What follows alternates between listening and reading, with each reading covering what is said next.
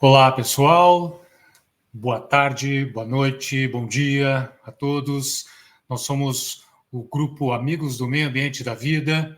Estamos aqui em caráter excepcional, reproduzindo brevemente o que nós apresentamos na noite anterior, no nosso terceiro encontro do grupo de estudos, que está a estudar a obra de André Trigueiro, Espiritismo e Ecologia, e que sempre é gravado, enfim, mas ontem, por problemas técnicos, acabou por não ser gravado, e então hoje achei por bem repetir a apresentação, inclusive para que possamos ter esse conteúdo registrado no canal do YouTube. Até convido a todos a que sigam o Grupo Amave no canal no YouTube, e também para que aquelas pessoas que não puderam participar tomem contato, fiquem em dia com o conteúdo compartilhado pelo nosso grupo de estudos, e também para reforçar o convite para você que gostaria de participar. Está em tempo ainda. O Amave, Amigos do Meio Ambiente da Vida, tem 2 grupos de estudo. Um no Brasil, em horário brasileiro, toda terça-feira de cada mês, às 19 horas, hora de Brasília. Estamos a estudar a obra de Villarraga, Carlos Orlando Villarraga, Desenvolvimento Sustentável, o papel dos espíritas na Agenda 2030, que vale para espíritas e não espíritas. Esse aqui é um grupo que não é fechado para espíritas, é aberto para participantes de todos os credos, ou que não tenha nenhum credo, são todos muito bem-vindos. E no Brasil, então, estamos a estudar esse livro, que é excelente, diga-se de passagem, e aqui na Europa, horário europeu, toda primeira quinta-feira de cada mês, às 20 horas, hora de Lisboa, estamos estudando a obra de André Trigueiro, Espiritismo e Ecologia. E já estamos no terceiro dia, terceiro episódio do nosso grupo de estudos. E na noite de ontem, o que vamos reprisar aqui hoje, estudamos o capítulo que tem o nome do livro, Espiritismo e Ecologia. Então vamos lá, vamos reproduzir aqui, tentar reproduzir, não é? Porque estarei somente eu a falar, e ontem meus amigos e amigas todos contribuíram, todos trouxeram o que é o que está no DNA do Amave, não é? Todo mundo contribuindo, todo mundo trazendo as suas experiências de vida, compartilhando os seus conhecimentos, compartilhando projetos que ajudam a reverter a degradação ambiental e reverter o quadro de dor para o cenário da vida no reino animal, no reino vegetal. Então, muitas contribuições, muitas falas maravilhosas que, infelizmente, ficaram na noite de ontem e não vão poder ser reproduzidas. Mas fica o convite, participe dos próximos encontros aqui conosco e você verá que esse é um grupo realmente diferente. Não é um grupo de estudos comum, é um grupo de pessoas realmente preocupadas, comprometidas em fazer a sua parte, em obter conhecimento, informações a nível da ciência, da filosofia, de todos os saberes ancestrais, atemporais, para que possam, então, cada um fazer a sua parte no que diz respeito à preservação do meio ambiente, preservação da vida, não somente de humanos, mas também de todos os não humanos, todos sem exceção alguma. Então vamos lá, vamos compartilhar a tela aqui com a nossa apresentação. Vejamos aqui se as coisas funcionam direitinho.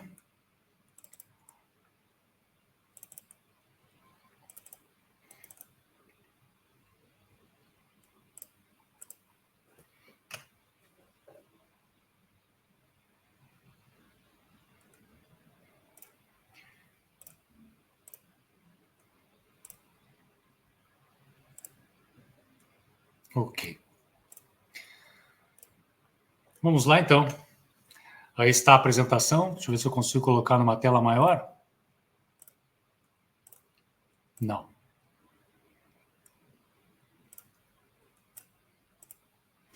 Dessa vez estamos operando aqui via StreamYard. Os encontros normalmente são pelo Google Meets. Então vamos lá. Sejam muito bem-vindos. Aqui o nosso desejo de boas-vindas. Estamos a tratar, então, da obra de André Trigueiro, Espiritismo e Ecologia.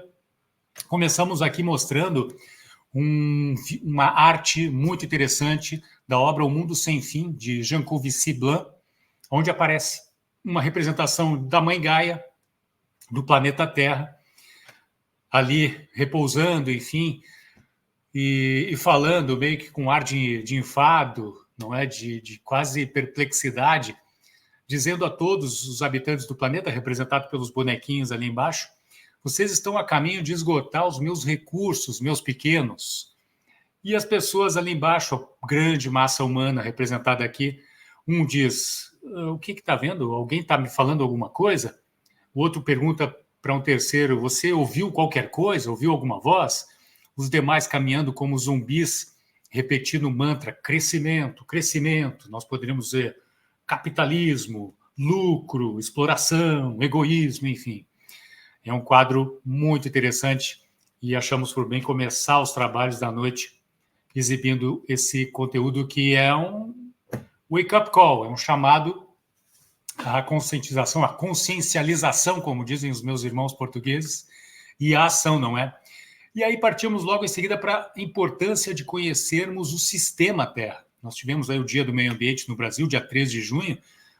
A nível mundial, o dia é em janeiro, dia 26 de janeiro, se não me engano, mas por conta do Dia do Meio Ambiente no Brasil, entendemos ser muito importante falar um pouquinho do sistema Terra no sentido de atender o objetivo número 4, os Objetivos de Desenvolvimento Sustentável da ONU, Agenda 2030, o objetivo de número 4, que é a educação de qualidade, e atrelando a essa ODS número 4, a educação ambiental de qualidade, não é? Assegurar educação inclusiva e equitativa de qualidade, promover oportunidades de aprendizado para todo mundo. E isso também o AMAV entende no sentido da educação ambiental, que é absolutamente urgente. E aí, nesse sentido, nós trouxemos aqui o exemplo do livro de George Orwell, 1984, que fala do grande irmão que vigia todos, do Estado, da ditadura, do partido único que governa, que manipula corações e mentes, que condiciona as pessoas a se comportarem apenas de uma maneira, subvertendo a realidade, mudando a história, reescrevendo a história, deixando a ciência de lado, a filosofia de lado, e fazendo as pessoas crerem nessa obra que as coisas são como são, e de que egoísmo é a palavra-chave, não existe meio ambiente, não existe preocupação com isso, o que existe realmente é a manipulação de corações e mentes, e, por consequência, uma educação limitadíssima, apenas orientada para os objetivos da grande Matrix, do grande irmão, do Big Brother, de 1984, um livro interessantíssimo e assustadoramente profético, porque muito do que acontece ali, claro, sem a licença poética do livro, mas muitas ideias que passam pelo livro acabam se repetindo nos dias de hoje. É impressionante como isso está acontecendo. Inclusive, para mim, foi uma experiência bastante densa, porque eu nunca tinha lido o livro, terminei de ler agora há pouco, e foi muito densa a leitura. Foi, eu diria, até mesmo angustiante por estar percebendo, numa obra de ficção antiga, percebendo fatos, situações que estão acontecendo agora, nesse momento, em algum lugar do planeta. Em contraponto a isso, nós oferecemos, então, a todos um curso do professor Alexandre Araújo Costa, que está no YouTube, e vamos colocar o link. Estamos até fazendo postagens regularmente em nossas redes, siga lá, @Projeto Amave, no Facebook, no Instagram, além de nos seguir aqui pelo YouTube também, tá? Divulgando esse curso, que se chama Colapso Ecológico, Limites Planetários e Antropoceno, e nos 2 ou 3 primeiros episódios, nós estamos estudando o segundo, são 16 longos episódios, profundamente calcados na ciência. Ele faz um retrato maravilhoso, lindo, diria quase que poético, embora extremamente científico, sobre o que é o tal do sistema Terra, como funciona o sistema Terra.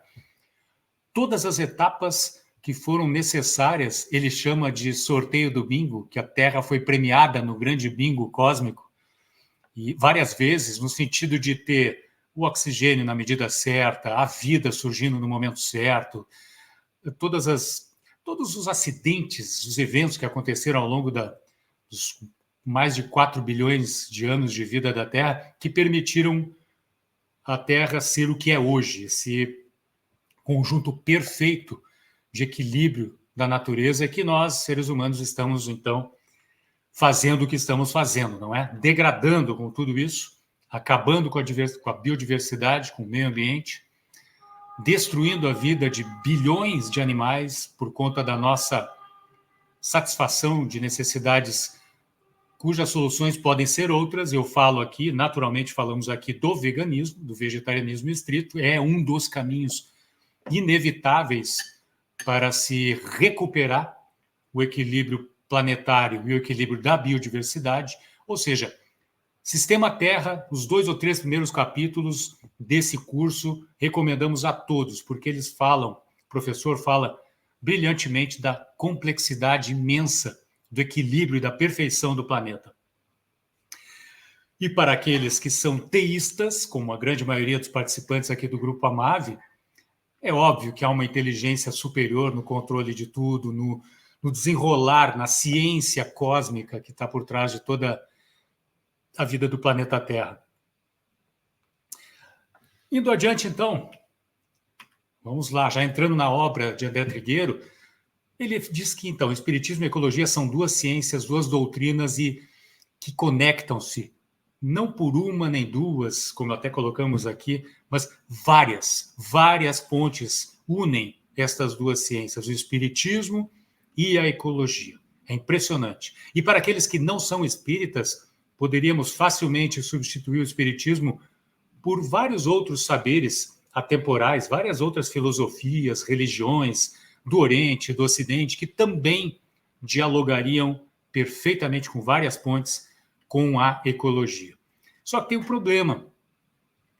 Muitas das religiões, das filosofias, ou melhor dizendo, dos seguidores do movimento humano que faz parte destas religiões, dessas filosofias, ainda não entenderam plenamente a importância e a urgência das conexões entre essa filosofia, o espiritismo aqui em questão, mas outras tantas, e a ecologia. E acrescentaria aqui a ética animal também, umbilicalmente conectada com a ecologia. E não vislumbrando estas pontes, as grandes massas humanas, mesmo que sigam o catolicismo, o judaísmo, o taoísmo, o islamismo, seja lá qual for a religião ou a filosofia, por não vislumbrarem essas conexões, deixam de obter um conhecimento e um comprometimento, uma responsabilidade que vem com isso, vem junto no pacote, e deixam de agir pelo bem do nosso planeta. O que é grave, gravíssimo, e nesse momento da história do planeta é absolutamente inaceitável. Seguindo adiante, então, o Espiritismo e a Ecologia têm trocentos pontos em comum. Um deles é a visão sistêmica do mundo. E por falar em visão sistêmica do mundo, nós trouxemos aqui o exemplo da obra Teia da Vida, de Fritjof Capra, um livro que eu preciso ler imediatamente, mas trouxe aqui uma parte dele que diz respeito a tudo que estamos vendo no Amave, né? No grupo de estudos da Amave. Ele diz o seguinte, que em última análise a percepção da ecologia profunda é uma percepção espiritual ou religiosa. Quando a concepção do espírito humano é entendida como modo de consciência na qual o indivíduo tem uma sensação de pertinência, de pertencimento, de conectividade com o cosmos como um todo, torna-se claro que a percepção ecológica é espiritual na sua essência mais profunda.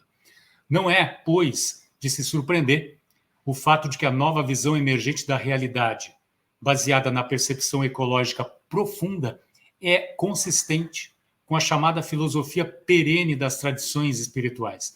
Quer falemos a respeito da espiritualidade dos místicos cristãos, dos budistas ou da filosofia, cosmologia subjacentes às tradições nativas norte-americanas, por exemplo, que ele menciona na obra.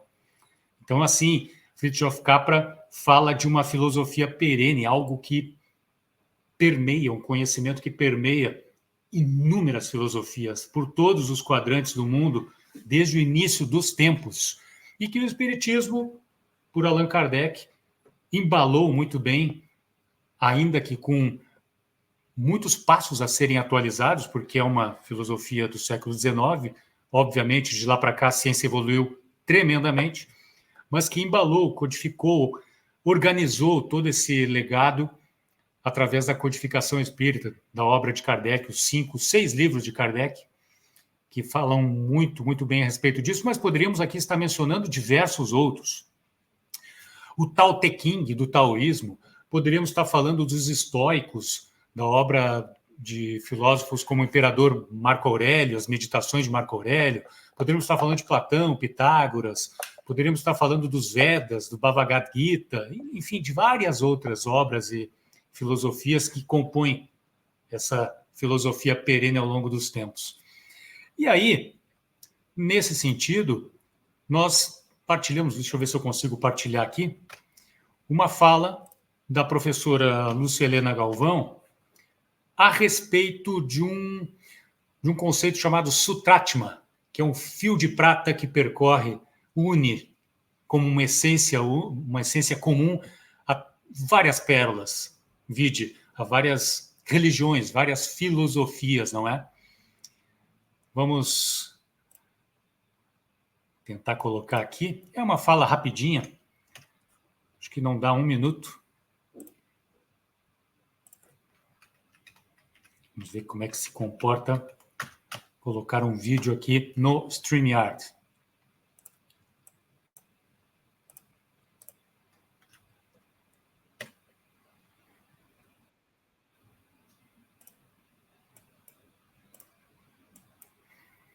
Ok.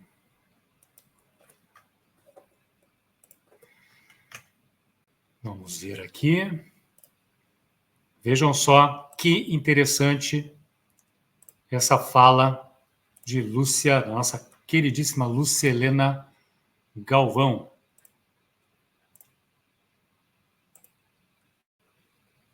Eu gosto muito de uma visão indiana, que é a visão do Sutratma. Imagine você que a gente tivesse um colar de bolinhas aqui, que cada uma dessas miçangas fosse um ser individual. E essa miçanga, de repente, ela só olha para o lado de fora dela e vê e diz, nossa, eu sou a mais redondinha desse colar, a mais bonita. Chega um determinado momento que ela esgota essa experiência de só olhar para fora e tem uma certa necessidade de vida interior. Só que ela só está acostumada a conhecer o acrílico do qual ela é feita e dentro dela passa um fio de prata. Ela olha para dentro, não reconhece a prata, então ela se sente vazia. E vai passar por um longo período até que ela aprenda a reconhecer essa nova substância que é a prata. Ela vai dizer que maravilha, eu tenho uma essência. Todas essas outras miçangas devem ter uma essência também. Mas existe um epílogo da história da miçanga, né? É quando ela descobre que esse pedacinho de prata que está dentro dela é um fio, que é o mesmo que passa por dentro de todas as outras miçangas do colar. Então, se você sair da ilusão das aparências, você vai perceber que sempre foi a unidade.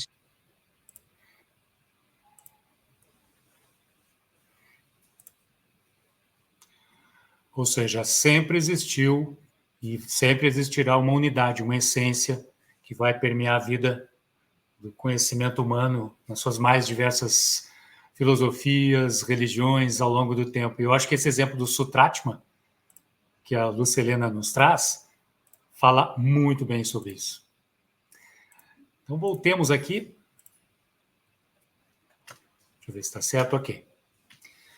Então, o André Trigueiro segue falando nesse capítulo que é justamente essa visão sistêmica da realidade que nos oferece condições de navegabilidade num mar revolto em que o analfabetismo ambiental vem causando grandes estragos. E é verdade, é verdade. Por exemplo, fake news, teorias da conspiração e por aí vai.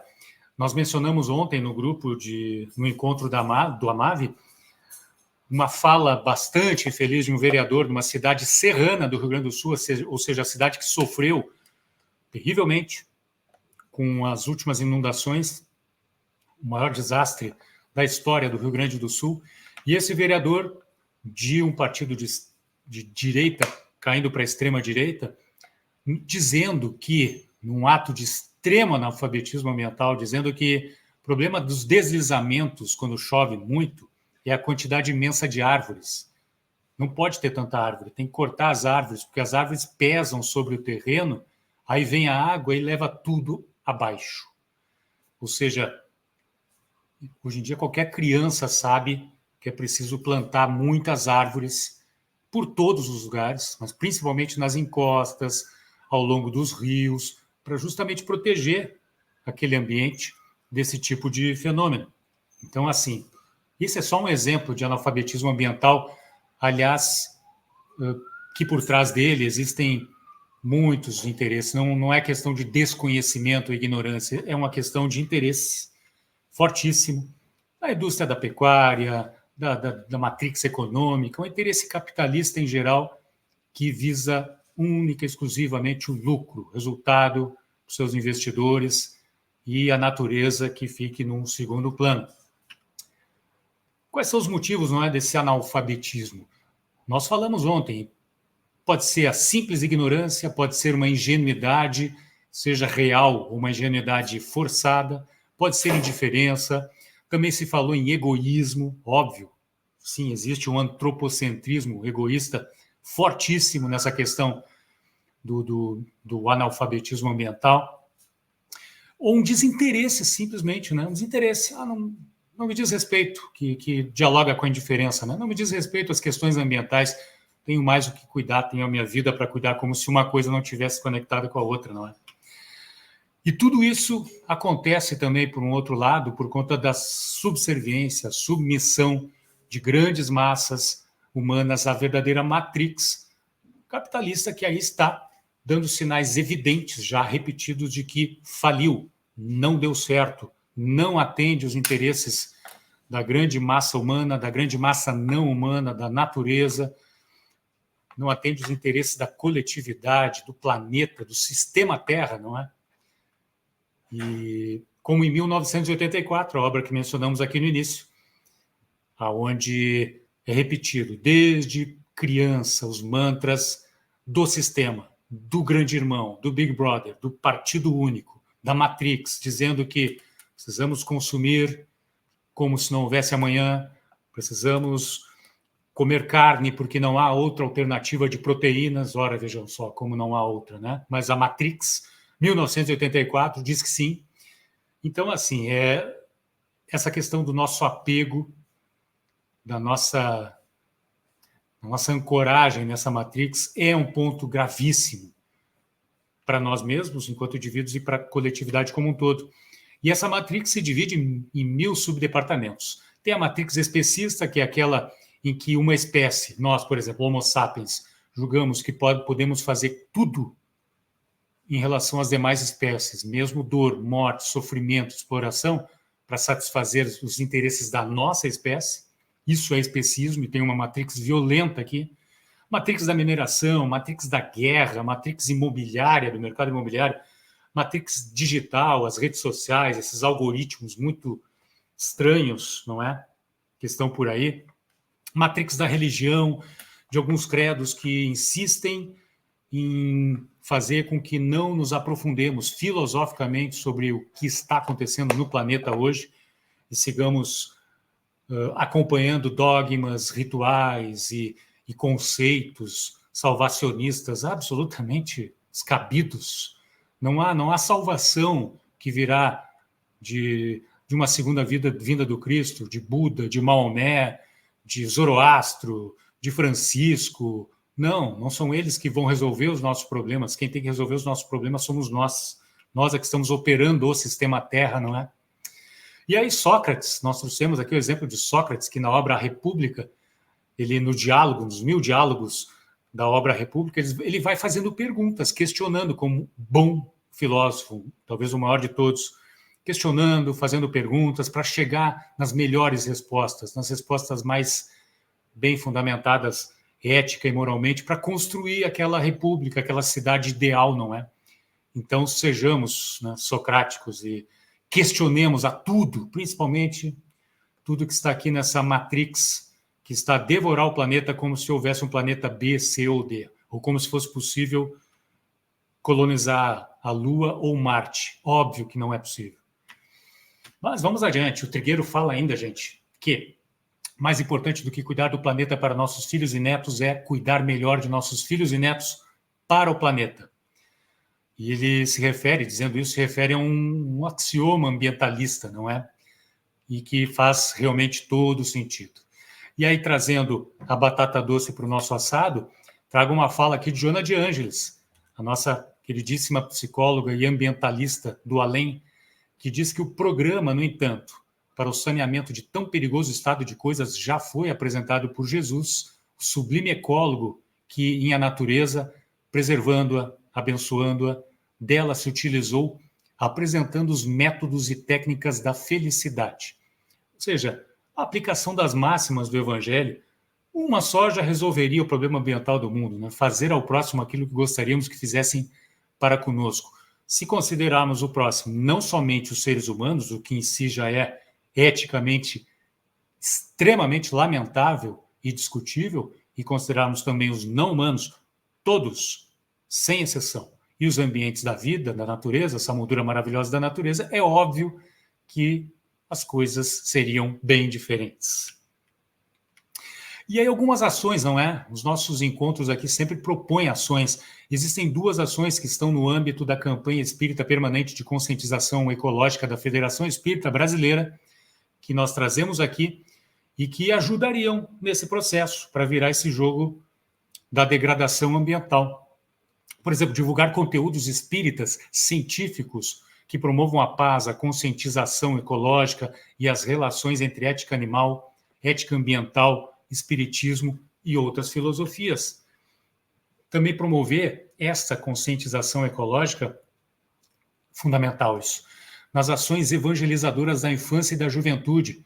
E aqui falamos, de novo, para o circuito, para o ambiente espírita e fora do ambiente espírita, naturalmente também, todos os outros credos, onde houver ensino, educação para a infância, para a juventude, seja em que ambiente for, há que se falar de ética ambiental, de natureza, de ética animal, de ecologia, de filosofia.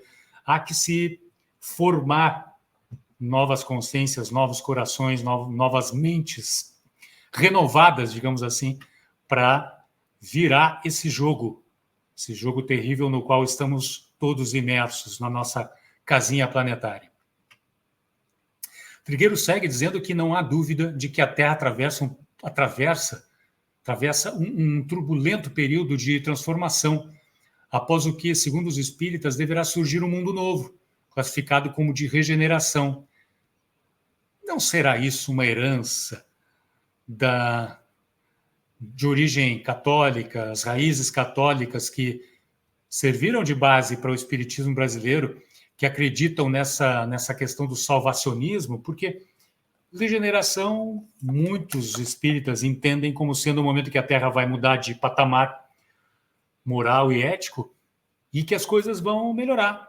Assim, meio que da noite para o dia, como num passe de mágica, sem muita ação da parte daqueles que estão aqui a tocar o trabalho no planeta, não é? Que somos nós. Então, assim, fica a pergunta: acreditam mesmo num tal mundo de regeneração? Nesse sentido, bom, e sem falar que se de fato, como tudo evolui no universo, não é? Tudo evolui no universo. Então, assim, não é possível que a Terra também não evolua e que a humanidade também não evolua, não é? Não é possível que isso não aconteça. Mas acreditar que isso aconteça com data marcada e que vá resolver todos os nossos problemas sem o esforço da humanidade, esse é o ponto. Esse é um ponto que merece toda a nossa atenção, que me parece um grande engano. Um grande engano. Nesse sentido, 3 fenômenos aqui exigem a nossa atenção e ação urgentes. O fenômeno da conexão, ou seja, entender que todos os nossos antepassados, cada vez mais longínquos, se olharmos cada vez mais para o passado, vamos entender que eles tinham uma conexão, principalmente os povos originários, e até hoje tem, óbvio, uma conexão profunda com a natureza, uma relação de sabedoria, de fraternidade, de respeito com a natureza, de real conexão com a natureza. E com essa conexão, o que vem junto no pacote? Saúde. Saúde física, saúde mental, saúde espiritual, paz, sobretudo paz, não é? Tudo isso vem com a conexão. Só que com o Homo sapiens, principalmente da Revolução Industrial para cá, aconteceu o fenômeno da desconexão.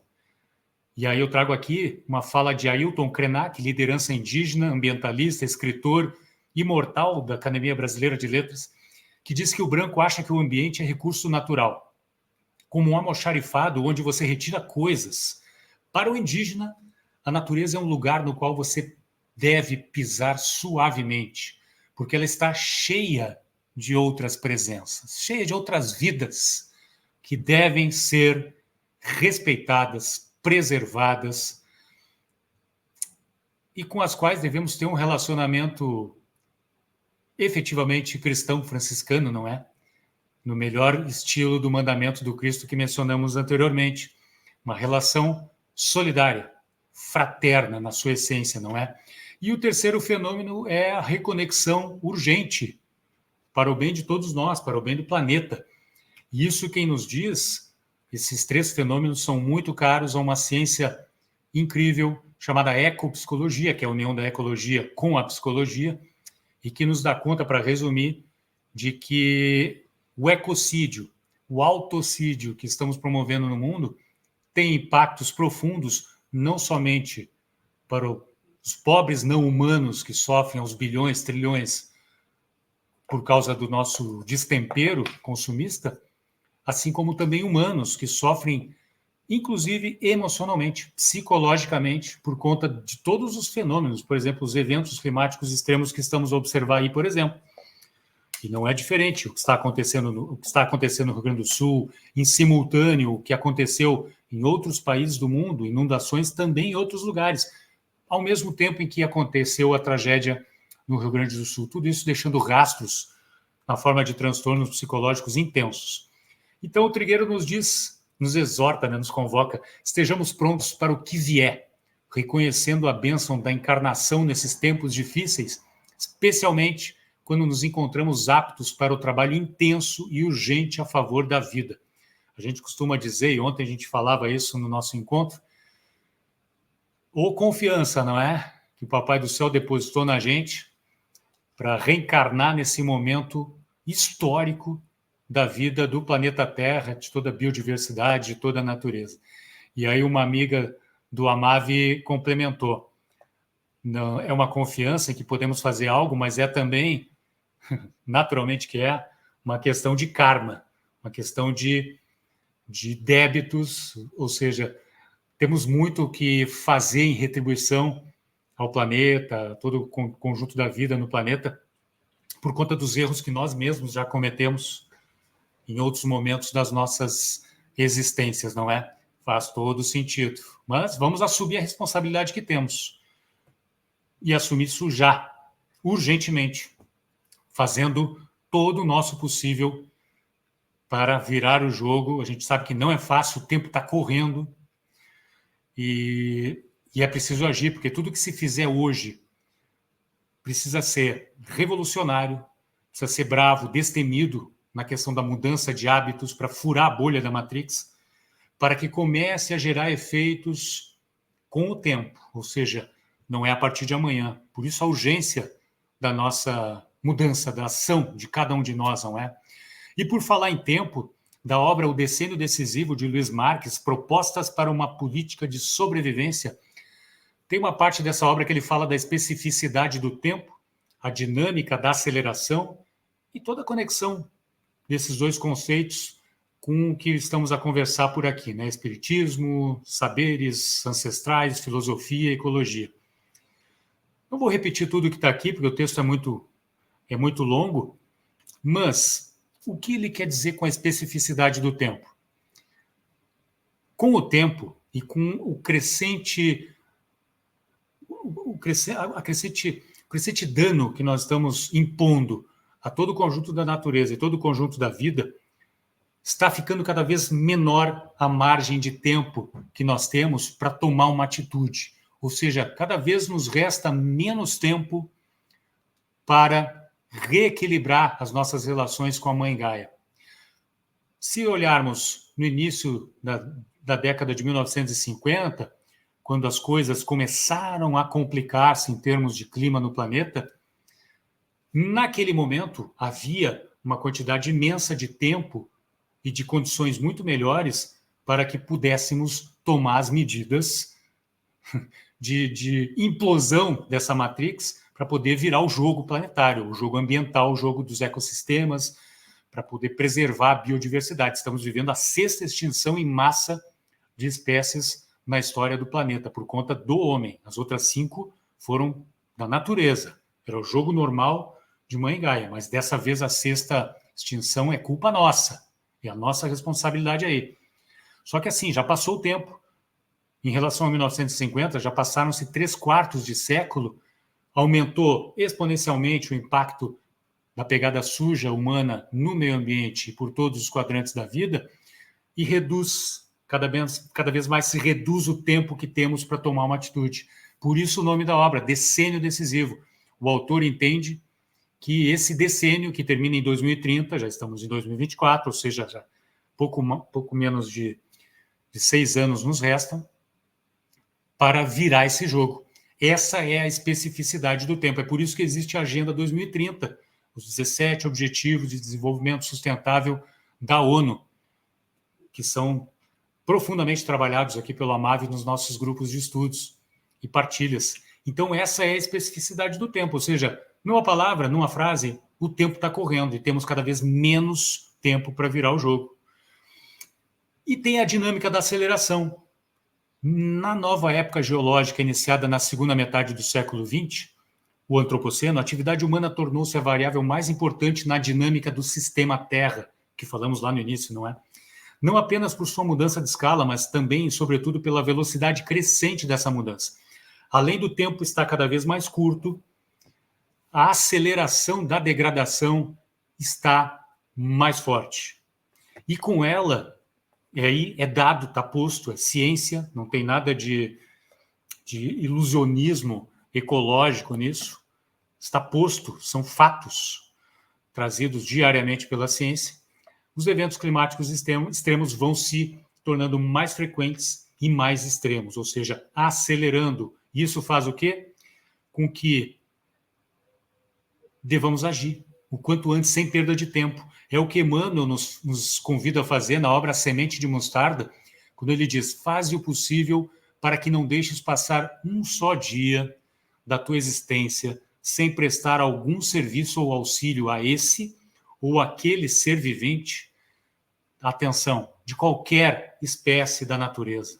Qualquer espécie. Por isso que nós falamos aqui, insistimos muito na questão, por exemplo, do veganismo, porque acaba sendo um estilo de vida que vai ao encontro de atender esse senso de coletividade, esse senso de interdependência no contexto do sistema Terra, sabe? É o respeito por todas as criaturas, é o serviço, o auxílio a todo ser vivente, a qualquer espécie da natureza de que fala Emmanuel.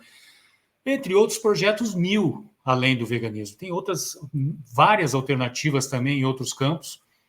Só que assim, de novo, a especificidade do tempo nos diz que não temos tempo, por isso que Emmanuel nos diz, não deixa passar um dia sem fazer alguma coisa. E não é só Emmanuel, como nós dialogamos com toda a turma, todos os ancestrais possíveis e que nos ajudem nessa jornada, Marco Aurélio, filósofo estoico, chamado o último dos imperadores bons, nas palavras de Maquiavel. Vejam, Maquiavel falando isso de Marco Aurélio, imperador romano, é porque ele realmente era um cara diferenciado. Nessa obra, Meditações, de Marco Aurélio, ele diz: não vivas como se tivesses 1000 anos à tua frente. O destino está ali, ao virar da esquina. Torna-te bom enquanto a vida e o poder ainda te pertencem. O destino está ali a virar a esquina. 2030, o decênio decisivo. Torna-te bom enquanto a vida te dá condições, ou seja, age, mas age agora, porque não temos 10.000 anos pela frente para resolver os problemas ambientais, a desgraceira ético-moral, ambiental, ecológica, ético-animal que estamos a impor ao mundo. Importante. E outros credos também nos convidam a essa ação urgente. E aí, pessoal, o espiritismo e a ecologia têm inúmeros pontos em comum. E o Trigueiro vai elaborando sobre esses pontos em comum ao longo da obra dele. Por exemplo, foram palavras novas para novas ideias. Não existia a palavra espiritismo, não existia a palavra ecologia. Já falamos, são abordagens sistêmicas. Ambas as ciências são ciências sinérgicas. Os dois mentores do espiritismo e ecologia, Kardec e Haeckel, personalidades de múltiplas habilidades, de potências intelectuais incríveis. Ambos sofreram críticas pesadas quando colocaram na pauta do planeta a questão do espiritismo e da ecologia. Ambos sofreram tremendamente, tiveram encrencas pesadas com a Igreja Católica por conta dos seus dizeres, por conta do seu legado. As duas obras, as duas ciências, nasceram mais ou menos no mesmo período, ali, segunda metade do século XIX. Ambas ciências são ciências experimentais e de observação. Sim, o espiritismo também é uma ciência experimental de observação. Talvez não se perceba muito isso no movimento espírita atualmente, mas ela é uma ciência contínua de pesquisa. Ambas investigam as relações que sustentam a vida e dão propósito a ela. Espiritismo e ecologia defendem a percepção de pertinência e conectividade com o cosmos, como mencionado aqui naquela obra de Capra, né? A Teia da Vida. Ambos, espíritas e ecólogos, entendem a necessidade da destruição para manter o equilíbrio, mas não a destruição humana, por favor. A lei de destruição de que fala o Espiritismo, no Livro dos Espíritos, e a destruição natural de que fala a ecologia dos ecossistemas, que são aqueles fatos da natureza que ocorrem e que acontecem para manter um equilíbrio, num determinado ecossistema. Espíritas e ecologistas percebem os rastros da poluição, da sujeira que nós deixamos nos dois planos da vida. Ambos, espíritas e ecólogos, denunciam as mazelas do consumismo nos dois planos. Kardec faz isso, inúmeros outros pensadores espíritas também. Os ecologistas fazem isso de maneira brilhante também, denunciam a questão do consumismo que está detonando com o nosso planeta. E ambos entendem a absoluta, a divina importância da biodiversidade, reconhecendo a existência de forças no planeta, de forças que defendem o planeta, que mantêm a vida e que mantêm essa biodiversidade. Existem forças, e nós estávamos discutindo isso no nosso encontro de ontem, de que, com ou apesar do homem, a natureza vai prosseguir, ela vai se reconstruir. Mesmo depois de um eventual inverno nuclear numa terceira guerra mundial, ela vai se reconstituir, com ou apesar do homem. O ideal é que nós estejamos juntos nessa caminhada do planeta, não é? Vivendo em harmonia com a natureza, vivendo em harmonia com a biodiversidade, com os animais, com todo o reino vegetal, respeito, com real sentido de fraternidade para com todos, em paz, não é? Vivendo em paz com todos. Esse é o ideal, não é? É isso que deveríamos estar perseguindo.